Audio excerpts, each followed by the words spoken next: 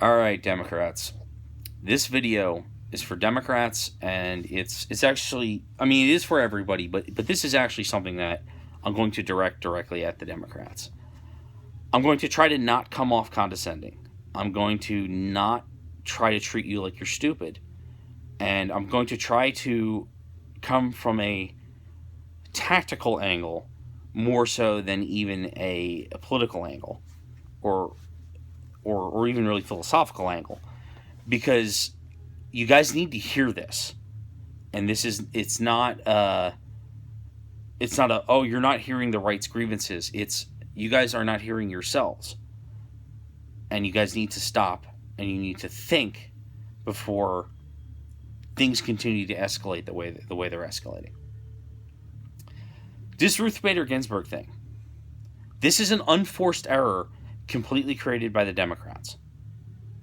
Two factors are in play. One, the left idolized Ruth Bader Ginsburg. You guys did not encourage her to step down during the Obama era, when she could have been easily replaced by another left-wing judge who you guys want, and it would have been fine. She had cancer 5 years ago. She's been consistently sick on and off. She's not physically well. She's fallen asleep during the States of the Unions. She's not always showing up for her arguments, oral arguments, and whatnot.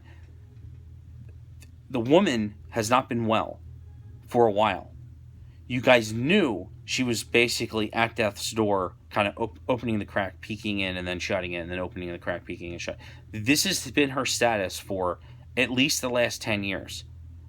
And you guys did not take the opportunity to basically, while you had control, while you had a presidency that you guys liked, to encourage her to switch out.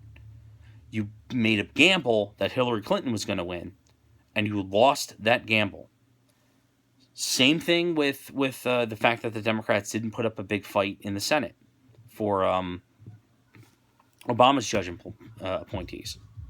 You know, it's the Senate who gets to decide whether the vote occurs or not. And if the Senate is of the opposition party, they can hold things up. Doesn't matter what tradition is, it's what the rules are. Second part of the unforced error. The fact that the Republicans can even consider the tactic of appointing somebody between now and November is another unforced error created by the Democrats. Under Harry Reid, you guys got rid of the needing 60 votes to confirm somebody and changed it to 51. You guys did that, not us. You have put yourselves in the situation you're currently in, not the Republicans. Republicans haven't done anything sneaky. They haven't cheated. They haven't done anything illegal. They haven't changed the rules. They're playing under your rules that you set up, and now you're complaining about it. So that's two opportunities you guys had. Two. And now you're freaking out and you're upset, and you're sad. I get it. You're sad. You like this lady, but the rage you're feeling at the Republicans and at the situation you guys find yourselves in is 100% should be directed back at yourselves. You guys did this, not us. Republicans could not control when Ruth Bader Ginsburg steps down or when she dies. Republicans could not, do anything about the fact that when the Democrats had supermajorities, they changed it all to a 51%, basically a 51 vote rule in the Senate. Republicans they didn't do this. This is 100% created by you guys. You guys handed them the bat for them to beat you with after beating them with a bat, and then now you're complaining that it's not fair. It's like, you guys set the rules. All right? On that note, the violence calls. The we're going to burn down the White House, or we're going to burn down Mitch McConnell's house. Oh, this is civil war. The utter insanity I'm seeing from, in some cases, Democratic leadership, but mostly it's your average blue check marks, your celebrities, your common outspoken Democrat who thinks democracy's dying. You guys have now just screwed yourselves with moderates. And Republicans didn't have to do anything. The moderate looks at the Republican, and the Republican says, please vote for us. Basically, please vote for us. We want to make America great. We want to improve your life. We want to do X, Y, Z things, right? And a moderate might say, well, I agree with some of that, but I don't agree with most of it.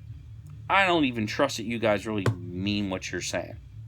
And they say, well, that's unfortunate. We hope you change your mind by the time you go vote.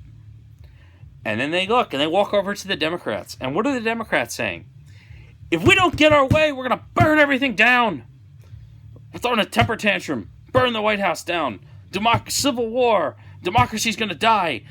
Force extra justices on the Supreme Court. Anything to win. Give us the power or you'll suffer. And a moderate goes, oh, okay. That's, you're threatening me now. You're threatening us to vote a certain way where you're gonna burn shit down, right? Yeah, screw you. I'm gonna go vote for the other guy. This is a complete unforced error on your guys' part. And some of it is because you've been consumed by basically TDS media. You're constantly watching MSNBC. You read and you share every article about an anonymous source that says, Orange Man is Hitler. You freak out, whether it's the post office or the Russians or whatever the hell it is.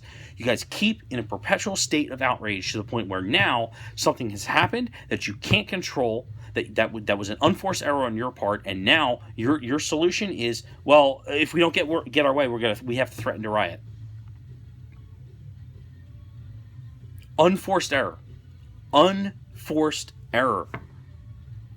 So, Democrats, you're watching. Maybe it feels like I'm characterizing you. Maybe you're not one of those people who feel that way. But look around you. The other Democrats who are in your field, the ones who are your mouthpieces, the ones who are most passionate, outspoken supporters, they are now at the stage of threatening violence if they don't get their way. Not abstract violence, not threatening to take away your transgender bathroom rights or, secretly, cutting violence against illegal immigrants or something, or the more abstract police brutality, police violence. Suppose you buy into all that stuff and you're on the left, right, and you see the right as the representation of that. That's all abstract. The left is now overtly, directly calling for violence that has actually a continuation of violence that has already actually been occurring in form of the riots and whatnot. Are you going to stand? So think about that. How is this going to appeal to moderates? What side are they going to choose? The side that's calling, basically saying, if you don't vote for us, we're going to destroy things. If the Supreme Court doesn't go our way, we're going to destroy things. Or the other side that says, we don't plan on destroying anything. Please vote for us. We actually want to build things. Right? It's silly. It's I keep saying this, it's an unforced error by Democrats. Some of it does have to do with this kind of this mass TDS, stuff, like where you guys really do think he's Orange Hitler. But let's be honest here. Your the whole MO was basically like, the fascists are coming and they're going to do stuff, right? And then you have to convince them the other side are fascists. And then 2 seconds into basically something not going your way, the threat now is violence unless you do what we want. Which is the whole thing you said that the secretly the fascists wanted to do, right? That's fascistic. You're setting yourselves up in an indefensible position.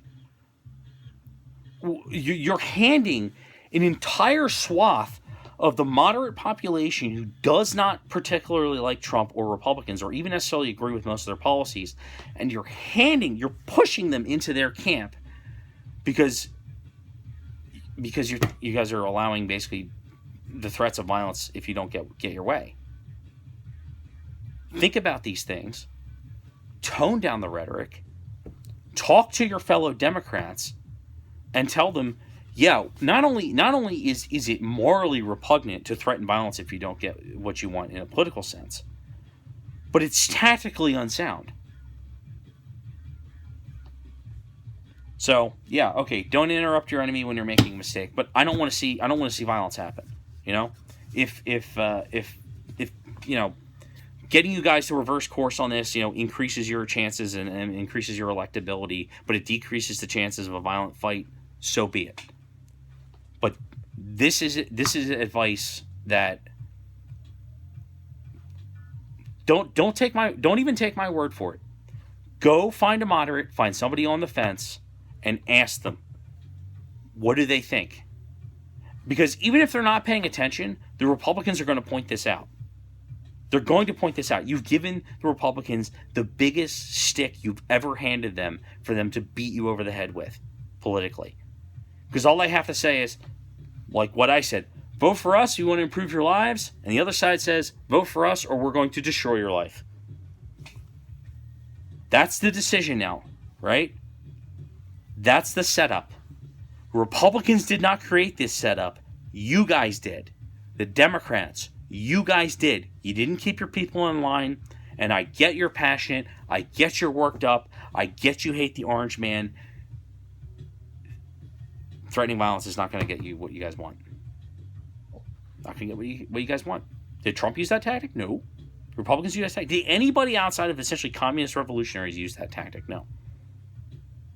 You're pushing moderates into the Republicans' arms.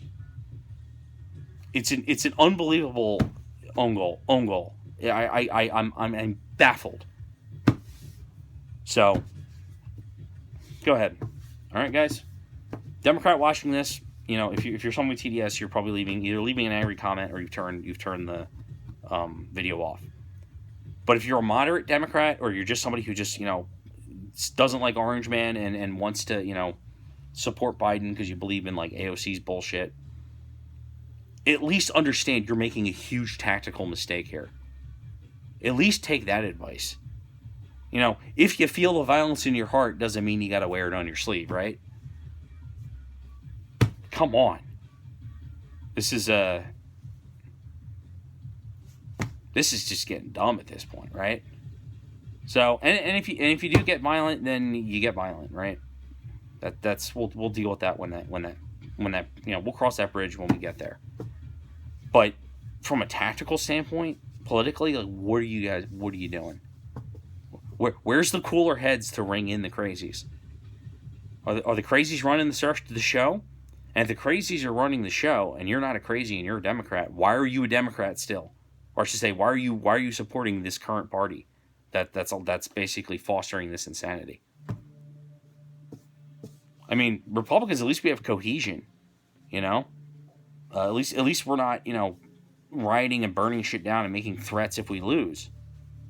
Well, you won't concede the election. Yeah, but we never said that, like, if we lose the election, America must be punished. That's never been the rights, or at least the Trump's rights standpoint. That's never been the argument that punishment will follow if you don't do what we say.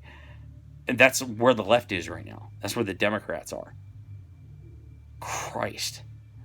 It's whatever. Dems watching. Fix your party. It's not going to end well for you. No matter what direction it goes, it's not going to end well for you because you're, one, not going to lose the election, and two, if you get violent, that's also not going to end well for you. So, friendly advice, right? Right now we're talking. Don't drag it to fighting. We don't want that.